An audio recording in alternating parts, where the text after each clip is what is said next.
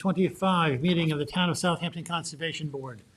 The board's meetings continue to be hybrid, which means they're both in person at Town Hall and via video conference through Zoom webinar. If you go to the town website and click on the town clerk's agendas and meetings portal, you can watch the live stream video of the meeting, and there is a link to submit written comments for the public record. You can also join the Zoom webinar through the town clerk's portal. If you are attending via Zoom and wish to speak during the meeting, then please alert our moderator by clicking the raise hand icon or type in the chat box. Thank you. I invite everyone to rise for the salute to the flag. I pledge allegiance to the flag of the United States of America and to the republic for which it stands, one nation, under God, indivisible, with liberty and justice for all.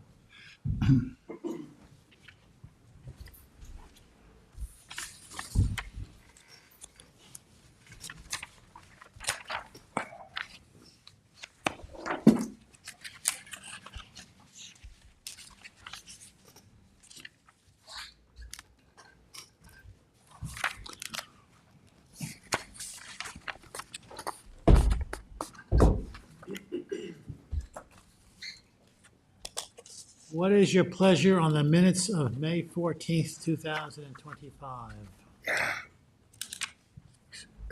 Motion to accept the minutes. Second. All in favor? Aye. Opposed? Public hearing is WB 24001 Farron Farvid, and the applicant requests an adjournment to July 23rd, 2025. Is there anyone in the public or on Zoom that wishes to speak on this application? Move to adjourn the application to July 23rd. Second. All in favor? Aye. Opposed? A 024057 Gregory Robbins and Linda Robbins. This is a new public hearing, and we do have affidavits of posting and mailing in compliance with the town code, so the board does have jurisdiction to open the hearing. Thank you. Are you folks here for this hearing? Yes. Are you the agent? Yes. Do you have any new information you're handing out tonight? No. Okay. You may present your application. Have to sign in here?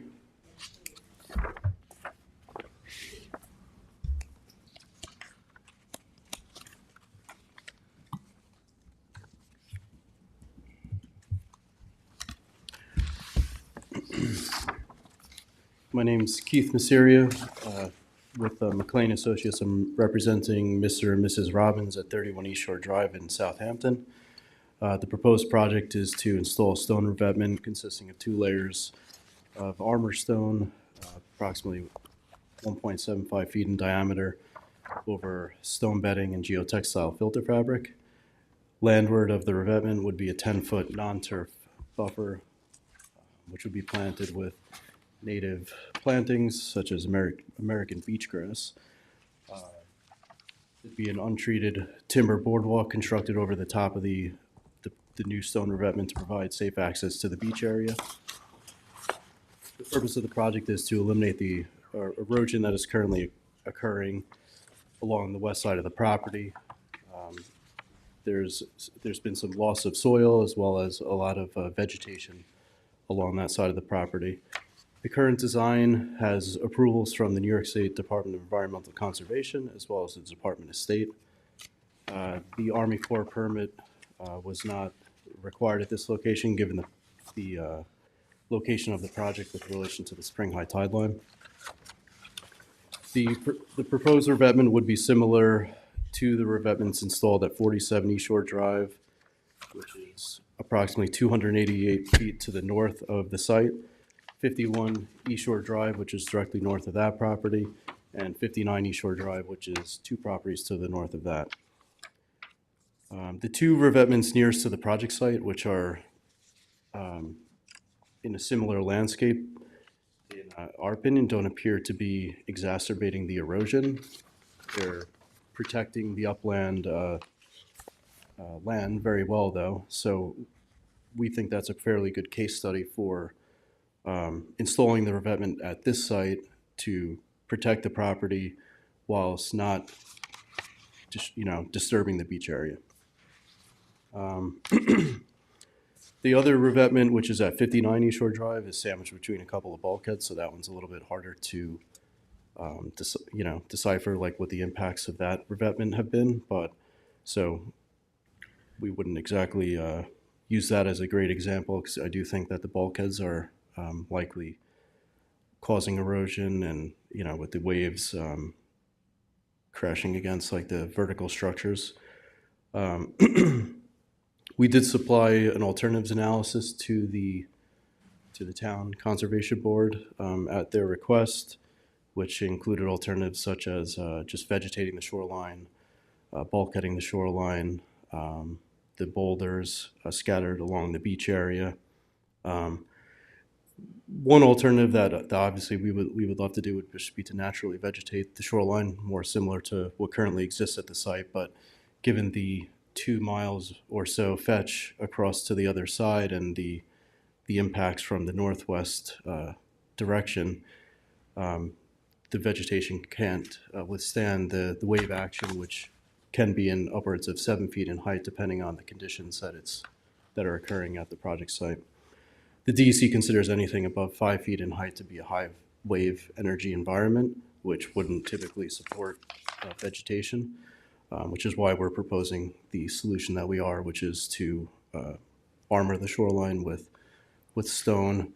We did start out with some more robust revetment designs that were increasing the height to provide a little bit more protection, but we since revised that to what's currently shown on the plans, which matches, the top of the revetment matches the existing grade of the yard. And that was at the request of the different permitting agencies that we were dealing with, aside from the town. So that's pretty much it regarding the proposed scope of work. I don't know if anybody from the board has any questions. I have one question. Do you have a measurement, can you quantify the location and the amount of erosion over some time frame? At this beach in particular, or like since You the, said that one of the reasons why you want to put armored shore device here is because of erosion. So I'm asking you, how much erosion? What kind of erosion? How much time, how much space, how much soil is lost? it seems like at least, I mean, we've looked at historic aerial imagery over the last, like decade, basically. It's retreated several feet, at least onto the property. It's undermined the staircase that's leading down to the beach. It's washed out pockets of vegetation along the beachfront, which I think is shown in some of the photographs that we have in our application. I don't have exact numbers though, as far as Okay, when you say it's eroded several feet, do you mean the water is several feet closer and coming closer to the property? no, the spring high tide line is several feet landward of where all of the proposed work is above the spring high tide line. The loss of like the grass and the lawn area and the vegetation and everything that was along the slope leading down to the beach, that is now since eroded back onto the property. And is this a fairly regular, methodical erosion? Or is it something that happens maybe once every several years when there's a humdinger of a storm? We think it's seasonal. We don't think it's definitely when we get the nor'easters late in the winter on an annual basis. On some applications where a shore hardening device is applied for, we can look at where it's proposed to be placed, and usually landward of that is an area with sometimes where there's more serious erosion, where there's really no vegetation. It's bank run sand. I don't see anything fresh like that on the photos that you submitted. I'm sorry, what was that? I don't see any such lack of vegetation or the observance of bank run sand that usually indicates current erosion. Okay, I mean, maybe we didn't, I think we have several photos that maybe weren't submitted with the application then, but there's certainly some that show the bare soils. I mean, I think this is, There's our a packet of photos in here from McLean Associates. yes, we have those, and then also in the alternatives analysis on the sheet 2 of 10, I think, shows a pretty good photograph of some loss of vegetation and kind of a vertical drop off between the lawn area and the beach. Okay. I have no further questions at this time. Before you get up there, Marty, is there a copy of the staff report that's not in here, or any of your alternatives drawings? There's nothing else in the file except a couple of surveys. Excuse me, my staff report is not in the file. No, not in this one. It's in the packet. It's in your packet. Okay, but your suggested drawings, are any of those in here? No, they're not in here. No, there are no drawings. Okay.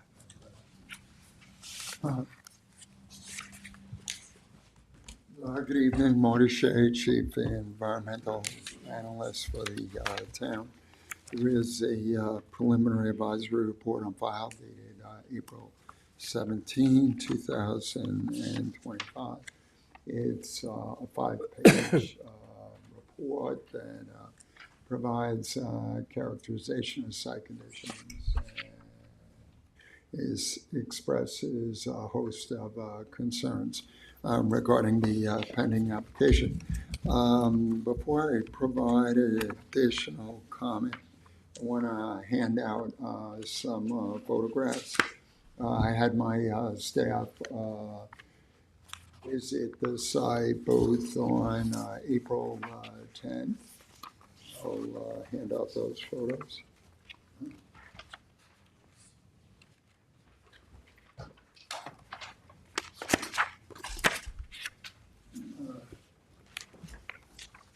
And then I had my staff return to the site on the morning of May 23rd. And the reason why I requested that they use as the site conditions is that was the morning after the recent significant nor'easter that we had. So I'll hand out those photos.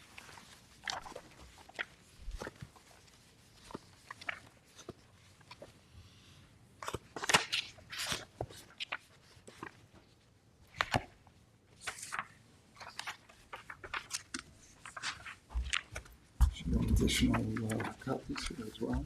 Yeah, I have a number of sets. Okay. Oh, all right, so it's all set. So just to speak to the current conditions, as indicated, the property is residentially developed. It has a one-story ranch that was built in 1964 with basement crawl space. There's a deck as well. The house is situated at a higher elevation than the beach. The house is actually in Zone X, which is outside restricted FEMA flood zones. It stands at an elevation about 7 to 8 feet above sea level.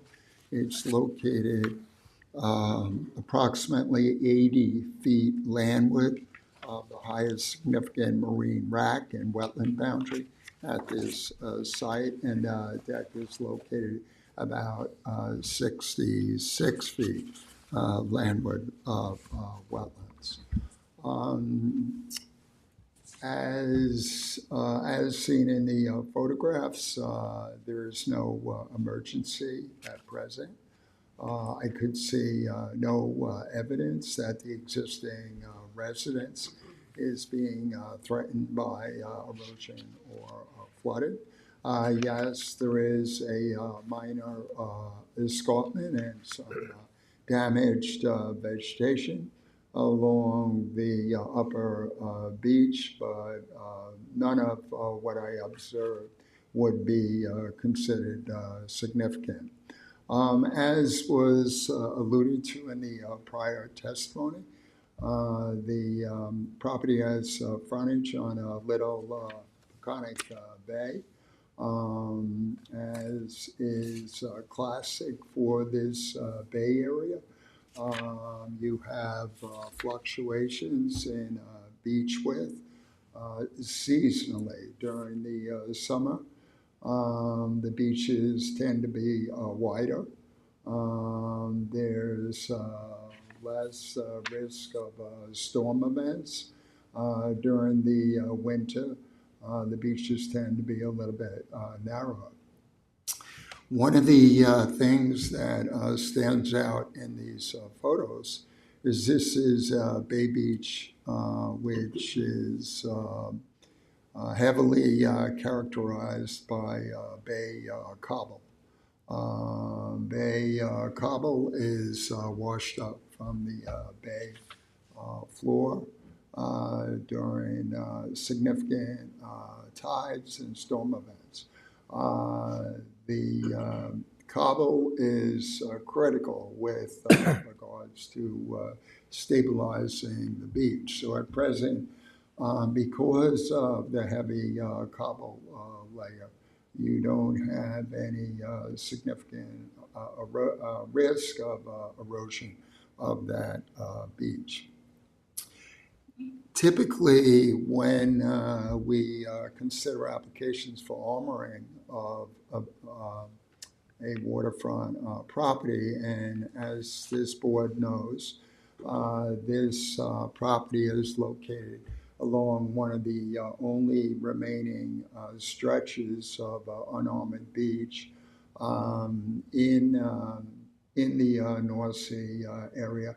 Typically, when we look at an application like this, the first consideration is whether or not the armoring and modification of the beach is reasonable and necessary. So we look at whether or not the existing residents and residential improvements, whether or not there is evidence that they're being seriously threatened by flooding and erosion and storm events.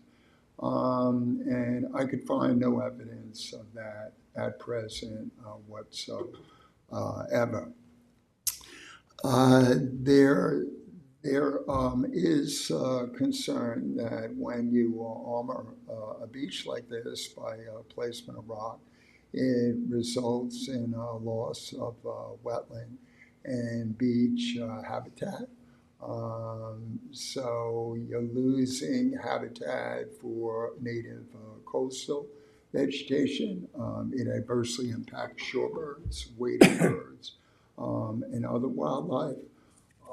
Often times when you armor a beach with rock in the fashion that's proposed, it can actually accelerate erosion seaward of that rock armor. And the reason that occurs is even if the rock armor is initially buried in sand, when that rock armor becomes exposed and you have a significant tidal surge coming in, a wave attack, that wave and tidal energy smacks against that linear wall of rock. And what it does is deflect the energy downward, which can actually result in an increased scour of the seaside beach, and It can result in a lowering of the elevation of the beach. And when the beach elevation is lowered, that means that when you have future storm events, the waves are going to be that much higher and the surge is going to be that much stronger. So you really don't want to give consideration to armoring a beach because when it's not necessary, because it oftentimes not only can adversely impact the foreshore beach on the seaward side of the rock, it can have significant downdrift impacts as well. What tends to happen when you have a rush of tidal water or waves hit a bulkhead or rock armor, the energy is not only deflected downward, the energy races along that rock wall. And then when you have abutting land that's not armored, that land is typically at greater risk of erosion because of the increased wave and water energy as a result of the deflection by the rock armor. It was mentioned that further to the north, this board had permitted rock armor at several properties. The site conditions were different there. Number one, notwithstanding that we had a landowner before this board with an application to reconstruct the concrete seawall, and notwithstanding that we asked that landowner to evaluate practicable alternatives to look at soft solutions, full knowing that seawalls can have adverse impacts. The applicant decided to litigate, and the courts overrode this board and directed the building inspector to issue a permit to allow that vertical concrete seawall to be built. That, as a consequence of that construction, we began to see some downdrift impacts from that wall. And the next few abutting properties were very concerned that the presence of that court-ordered concrete seawall was going to accelerate erosion in front of their properties. They had scour, which was a lot more significant than what you're seeing at these properties. And they had less cobble on their beach. So this board did elect to allow for rock on several properties downdrift of the court-ordered concrete seawall in order to diminish their concerns about possible damage in the future from that wall construction. This is an area that's not only unarmored, but it's also separated from those rock armored properties to the north by open space that's owned in common by the Bayview Oaks Association, which provides access to the beach, which is privately held. That property, that open space, is very stable. And so the conditions along this section of the Little Peconic Bay Beach are a lot more stable than they were on those properties further to the north when the town had permitted rock armor.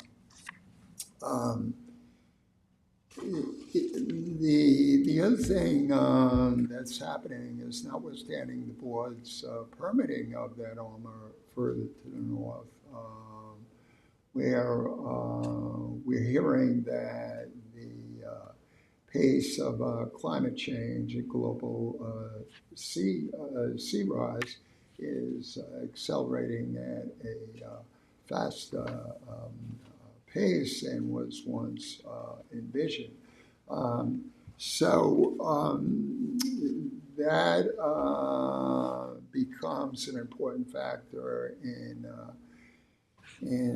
the need to consider other options, natural shoreline protection and stabilization options that are less likely to have adverse impacts on the beach and on downdrift homes when you do have a storm event. So that being said, summation, I don't see a need for rock armor at this property at this time.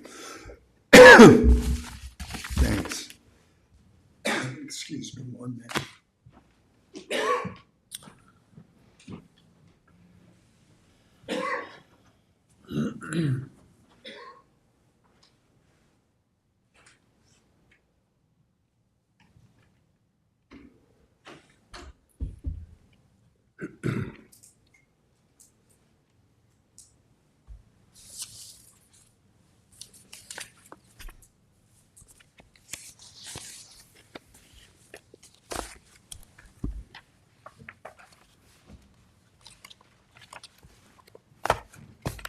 I'd like to just offer just a few last comments. In the event that the landowner is yet concerned with the minor escarpment and the erosion, there are other options that can be looked at, including creating a higher cobble berm and using substantial natural vegetation to stabilize the upper beach. Thank you.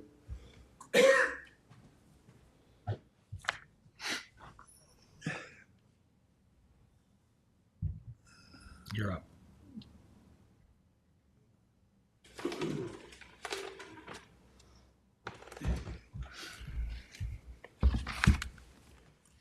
Thank you for that. We had emailed Marty at one point towards the tail end of, after we had submitted our alternatives analysis with a potential alternative that we thought might provide somewhat of a middle ground with armoring and the natural vegetation that I wouldn't mind at least like mentioning at this meeting, in that we could potentially continue with some of the plantings that we have within that 10-foot wide buffer and come down the slope onto the beach in the area that's currently vegetated, but plant between the stones that we currently have. So it could provide a hybrid sort of option where if we get a storm and it does wipe out the vegetation, at least we still have the stone there and the homeowner's property is salvaged. If the plants do wind up washing out, they could always be replanted in the areas between the stones along the beach. That was something that we thought we could add to the plans that would potentially appease the board. We've done this at other locations where it provides a natural based approach to add to the revetment. We did review some of the alternatives that were provided in the report that was provided to us, and we sort of like the idea of placing the stones like somewhere between the high tide and the low tide area, but through some research, we didn't really find that there was like enough supporting evidence that would say that would be enough of an improvement at this site to prevent any sort of further landward soil loss on the property. And in addition to that, we thought that in our experience, a lot of the other permitting agencies don't like to see stone or any other material for that matter being placed within the water body. So we also didn't really consider that option any further beyond that point. But I think that's all I really have. And also, I know that there's a history behind those other revetments and why they were installed, and there's the concrete seawall and the court order, and the sand is like a little bit different in those areas than it is over by this property. But I think the fact that the sand is not quite as coarse and is lighter, and the fact that it is actually staying there in even though the revetments do currently exist, I think further supports the fact that this revetment, only being approximately 2.5 feet in height, isn't going to have these adverse impacts that we think it might.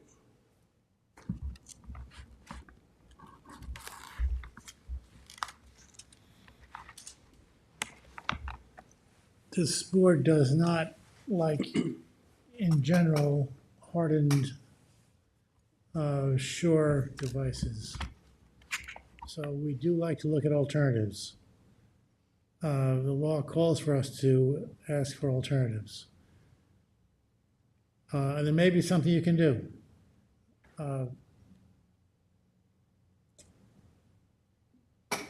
Substantial plantings can make a big difference.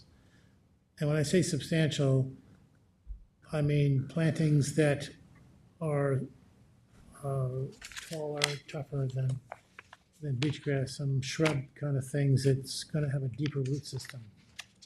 You want a deep root system, you want something that can stand the salt and the abuse of wind in a location such as this. Marty suggested adding more cobble. That's a possibility. We got to be really careful when we get things that are not normally there. Do you want to adjourn this and figure out something else that might work? Sure, if that's possible, I guess in advance of the next meeting, if there could be like a working conversation, so we can possibly come Yeah, up with and Next meeting, well, Marty can be helpful in between too, if you just send an email to run something by him.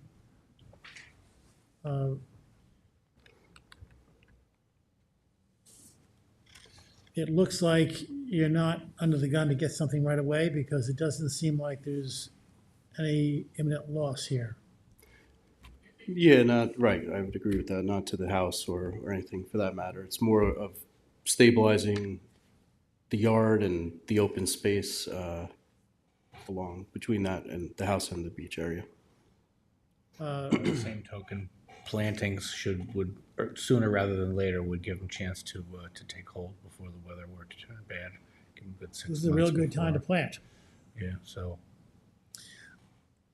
Now, we'll come up with a planning plan. I asked you earlier about the extent of the erosion. If you did take some time, what I think could be really helpful is to understand how much stone is being washed away, if any. Because it could be that if you dump a couple of truckloads of sand, of stone there every 5 years, that's all you need to do. Maybe even less. But we don't know that. We don't know what it takes. But because it's not imminent of losing property, of losing a house, there's time to figure some of those things out. The problem with putting in something that's heavy stone is that it becomes permanent. And we never hear an applicant asking to take it away. So we want to be very careful that we don't do something here that's going to affect the neighbor's property.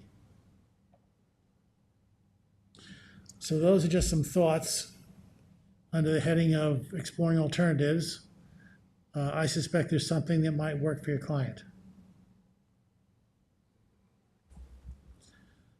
Is anything else to say tonight? No, I don't think so. Before we adjourn? Ask if there's any comments from the public. Is there anyone in the public who wants to speak in this application or on Zoom? then how much time do you want? Maybe, the meetings every 2 weeks? We It's meet the twice a second and month. fourth Wednesday, so the next meeting is June 11th, and then there's June 25th. So maybe June 25th. Is there a motion to adjourn to June 25th? So moved. Second. All in favor? Aye. Opposed? Thank you.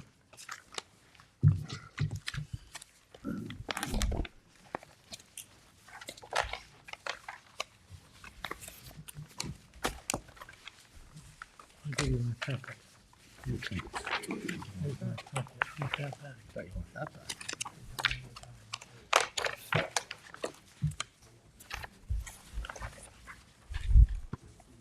Everybody give me the photos back? George? Everybody give me everything back that I'm supposed to have back? Yes, Yes. Thank you. but you're right to ask me, Tom. Hmm? You're right to ask me. Some people have a tendency to hand things back later. I thought I'd wait till you get the next folder out. Yeah.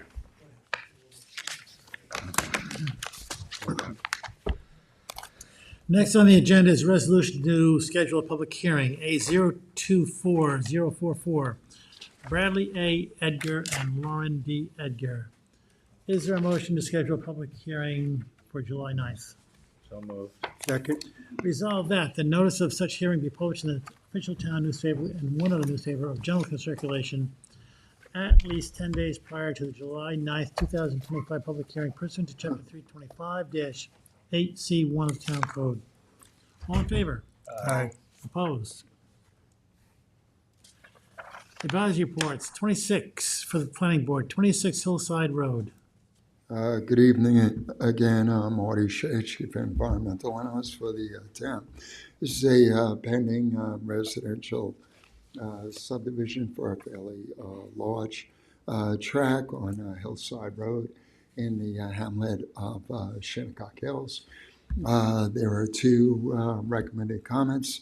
First is that based upon a field assessment completed by the Environment Division on May 22nd, 2025, the track is marked by a great number of statuesque trees above a large expanse of mowed lawn. These trees have considerable value with regards to maintaining air quality, conserving energy, sequestering carbon, and providing songbird habitat, and thus need to be protected to the maximum extent practicable. And second, all trees with a minimum diameter at breast height of 8 inches or greater need to be located, surveyed, and identified to species on the subdivision plat, with tree protection zones established as radii consistent with the canopy drip lines around those trees, which are being earmarked for preservation. Motion to send those comments to the planning board. Second. All in favor? Opposed? Denise Maynard.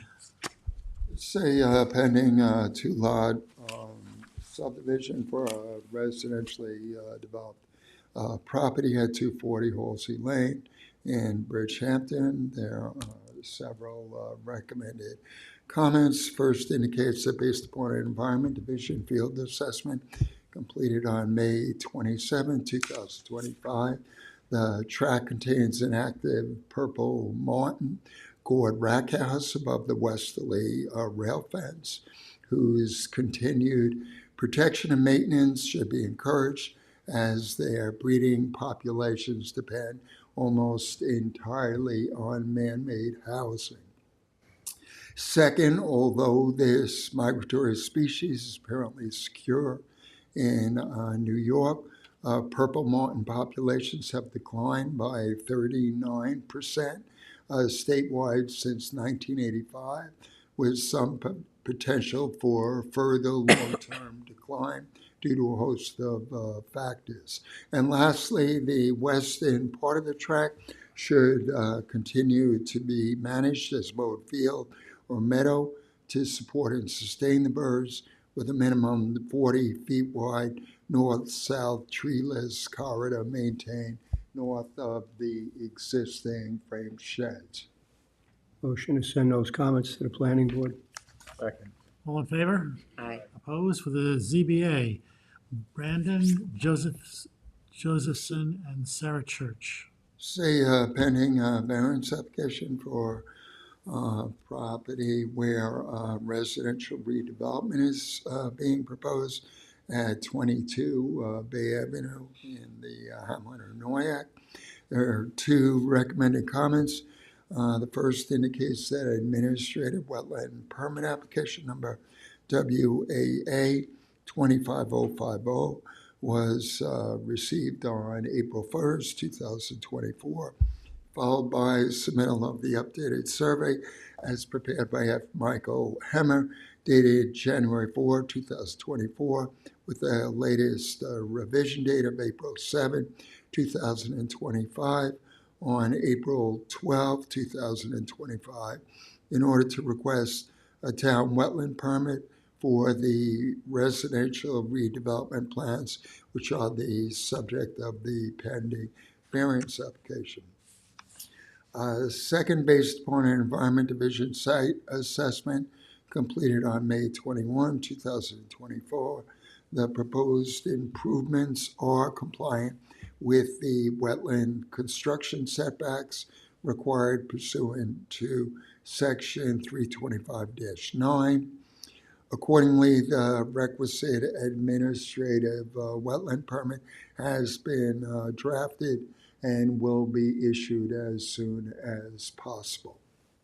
Motion to send those comments to the zoning board of appeals. Second. All in favor? Opposed? Atterbury LLC. This is a pending variance application for a large estate property at 20 Westbury Drive in Shinnecock Hills that has frontage on the Shinnecock Bay. There are two recommended comments. First, indicates that the planned residential improvements for which variances are being sought do not require a town wetlands permit, as they are located greater than 50 feet landward of surface waters where at least 100 linear feet of functional bulkhead exists. Second, notwithstanding the above, there are yet outstanding issues at the subject property that need to be resolved by administrative wetland permit, consistent with communications had between the Environment Division and the project architect in February 2025. The required remedial measures that still need to be wetland permitted include completed demolition of the former hot tub adjacent to the guest house, relocation of AC units, and building of a wood tie wall south of the guest house, abandonment of illicit discharge pipes, installation of needed subsurface drainage, and removal of illegal geese deterrents. Motion to send those comments to the zoning board of appeals.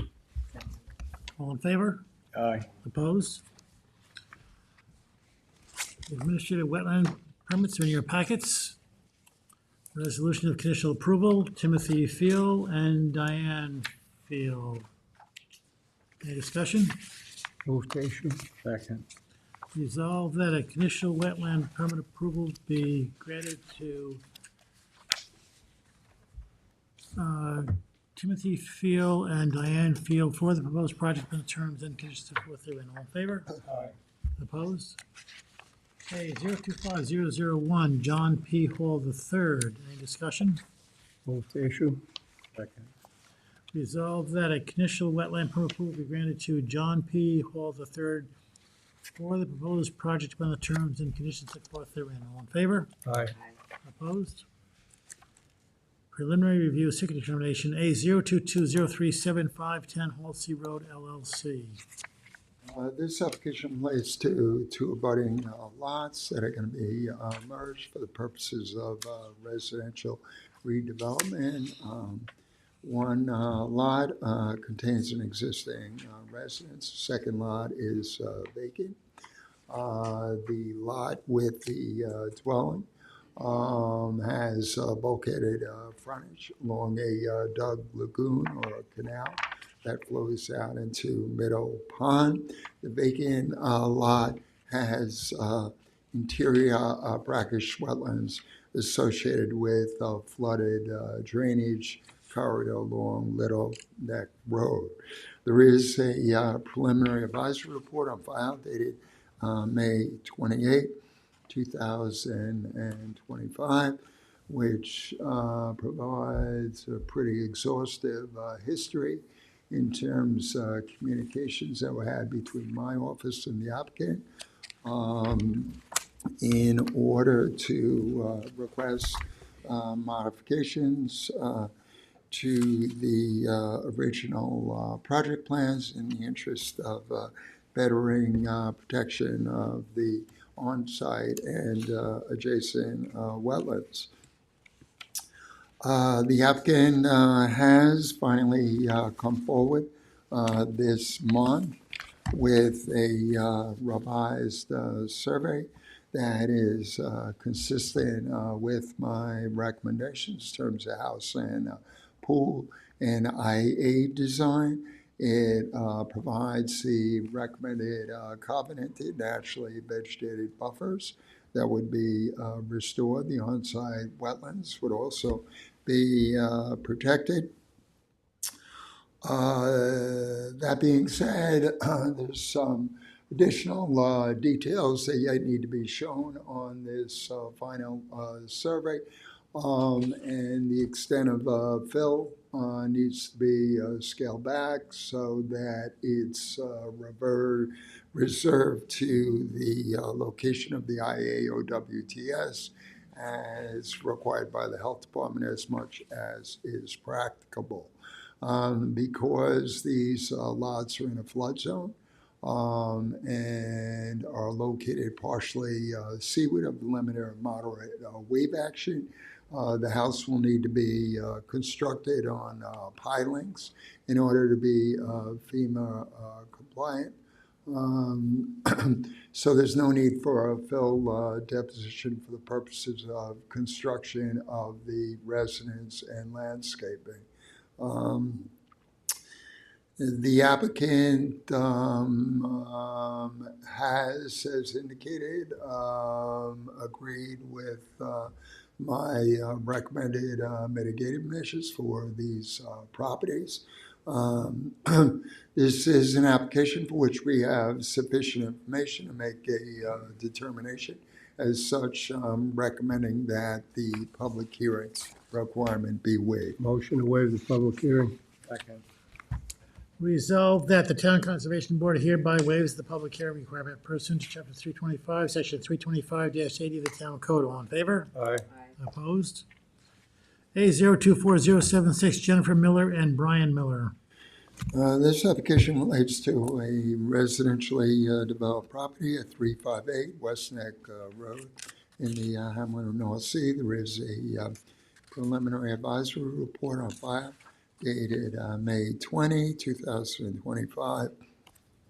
The application was made in order to construct a screened porch within the footprint of an existing elevated deck. There is an existing required covenanted wetland preservation area and wetland non-disturbance buffer that was required as a condition of a former Conservation Board permit. The board had also had that area re-vegetated. That area has since been significantly disturbed. There is generous mowed lawn within the required naturally vegetated buffer as well. So the applicant is amenable to restoring the buffer and the impacted areas of wetlands consistent with the native planting plan that the board had previously approved under a prior ownership. They're also going to install drywalls and drainage pipes to accommodate the roof runoff, because right now the downspouts are discharging that runoff on the ground, and it's going right down towards the buffer and wetlands. There are also some minor other improvements, such as paver walks, that need to be legalized and shown on the survey. That being said, this is an application for which we have sufficient information to make a determination. As such, I'm recommending that the public hearing requirement be waived. Motion to waive the public hearing. Second. Resolved that the Town Conservation Board hereby waives the public hearing requirement pursuant to Chapter 325, Section 325-80 of the Town Code. All in favor? Aye. Opposed? A 024077, Colin Heffron, and the applicant requests postponement to June 11th, 2025. Motion to postpone to June 11th. Second. All in favor? Aye. Opposed? A 025008, Eric Bamberger and Marlo Bamberger. This application relates to a residentially developed property with frontage on Sagopa Cove. There is a preliminary advisory report on file dated May 22nd, 2025. The applicant is seeking a wetland permit from this board in order to redevelop the property as described by the advisory report. The new project plans would cite the new house and swimming pool considerably landward of the existing home location at compliant wetland construction setbacks. The applicant is amenable to establishing a 75-foot wide naturally vegetated covenanted buffer at this site. There is a small detached garage that the applicant is going to retain and renovate, which is a little bit closer to wetlands, but it really poses no issues in terms of adverse wetland impacts. This is a project where I've spent a considerable amount of time working with the architect, the consequence of which is that we have an excellent plan for the site that will offer quite a lot in terms of enhancing protection for Sag Harbor Cove. As such, we have sufficient information to make a determination. Accordingly, I'm recommending that the public hearing requirement be waived. Motion to waive the public hearing. Second. Resolved that the Town Conservation Board hereby waives the public hearing requirement pursuant to Chapter 325, Section 325-80 of the Town Code. All in favor? Aye. Opposed? A 025016, Eric Grave and Margaret Grave. This application relates to an existing residentially developed property that has bulkheaded frontage along the water. The applicant has filed for a permit in order to elevate the existing home so that it be FEMA compliant. There is a preliminary advisory report on file dated May 22nd, 2025. The applicant has an attached garage on the north side. That garage will be converted to a living area as part of the elevation of the structure. And then a new garage will be built on the landward side of the house. There is also a elevated seaside deck, which is planned. The existing conventional sanitary system will be upgraded to an IAOWTS. The macadam driveway will be removed and replaced with a pervious Drive. I had recommended that a 25-foot wide naturally vegetated buffer be established along the bulkhead, which I'm happy to say the applicant is amenable to. That being said, we have sufficient information to make a determination. As such, recommending that the hearing requirement be waived. Motion to waive the public hearing? Resolved that the Town Conservation Board hereby waives the public hearing requirement pursuant to Chapter 325, Section 325-80 of the Town Code. All in favor? Aye. Opposed? Motion to adjourn the meeting? Second? All in favor? Aye. Opposed? Thank you all.